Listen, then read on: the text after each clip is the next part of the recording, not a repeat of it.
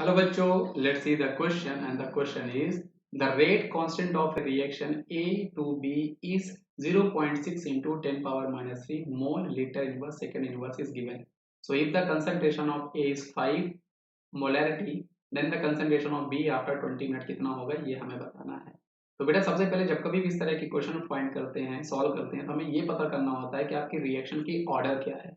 तो आप यहाँ पर बेटा यूनिट देखो, unit of rate constant of देखो, यूनिट ऑफ रेट कांस्टेंट जो हमें क्वेश्चन में गिवन है वो आपके पास क्या गिवन है। तो यूनिट ऑफ रेट कांस्टेंट बेटा यहाँ पर आपको गिवन है वो आपके पास है बेटा मोल लीटर इनवर्स और सेकेंड इनवर्स, जो कि हमें ये बताता है बेटा कि ये जो आपकी यूनिट हुआ करती है ये आपकी होती है बेटा जीरो ऑर्डर रिएक्शन की।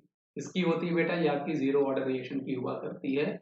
और जीरो ऑर्डर रिएक्शन के लिए हम जो एक्सप्रेशन यूज करते हैं बेटा वो होता है हमारे पास C not minus C T is equal to आपका के टी हुआ करता है। अब यहाँ पे आपका सी नॉट क्या होता है बेटा, सी नॉट जो होता है वो आपका होता है concentration of reactant. Concentration of का ये रिएक्टेंट होता है एट इनिशियली, मतलब जब आपकी रिएक्शन स्टार्ट होती है उस टाइम पे आपका कितना कंसंट्रेशन ऑफ रिएक्टेंट है।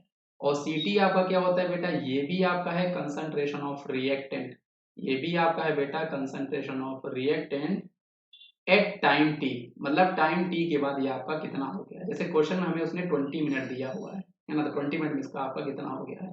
लेकिन बेटा यहाँ पे क्वेश्चन में आपको देखो कि उसने आपको कंसंट्रेशन ऑफ ए जो है वो आपको क्वेश्चन में इनिशियली आपको दे रखा है 5 मोलारिटी हमें दे रखा है, और सी जो है बेटा वो हमें यहाँ पर बेटा एक्चुअल में उसने हमसे प्रोडक्ट की बात किया है। तो सी को बेटा आप ऐसे भी ले सकते हो, हम लोग जो सी है वो आपका एक्चुअल में होता क्या है, वो आपका होता है सी नॉट माइनस प्रोडक्ट।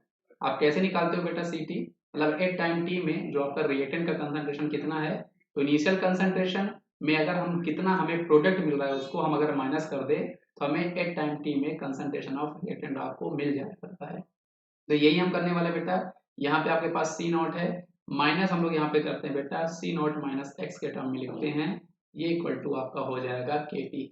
इस ब्रैकेट को आप ओपन करोगे बेटा तो यहाँ पर x इक्वल टू आपका के टी आ जाएगा, और ये जो x है बेटा ये एक्चुअल में हमें बताया करता है कि हमें कितना प्रोडक्ट मिल चुका है ना। तो आप इसको सॉल्व कर लो बेटा, तो यहाँ पर आपको b का पता चल जाएगा जो कि प्रोडक्ट है आपका।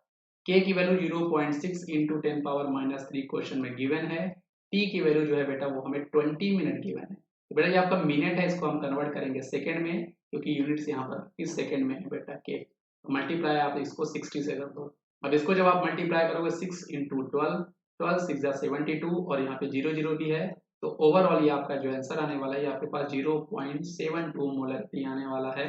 मतलब ऑप्शन नंबर जो आपका सी है बेटा वो आपका इस क्वेश्चन का सही जवाब हो जाएगा। तो आई होप आपको ये क्वेश्चन समझ में आया होगा बेटा, इसका सही जवाब हमारे पास ऑप्शन नंबर सी है। इस तरह के क्वेश्चन को सॉल्व करने के लिए बेटा आप पहले यूनिट देखो, उसके बाद जीरो ऑर्डर पता करने के बाद हमारे पास ये एक्सप्रेशन होता है। सी नॉट आपको पता होना चाहिए बेटा, ये आपका कंसंट्रेशन ऑफ रिएक्टेंट होता है इनिशियली, सी टी आपका concentration of reactant at time T में आपका हुआ करता है। और अगर आपको सी टी निकालना है तो हम सी टी मतलब एट टाइम टी में रिएक्टेंट का कंसंट्रेशन कैसे निकालेंगे, इनिशियल में अगर आप माइनस कर दो कितना प्रोडक्ट हमारा फॉर्म हुआ है। बस आप ये लिखो, सॉल्व करो, यहाँ से आपको वैल्यू मिल जाएगी। थैंक यू बच्चों।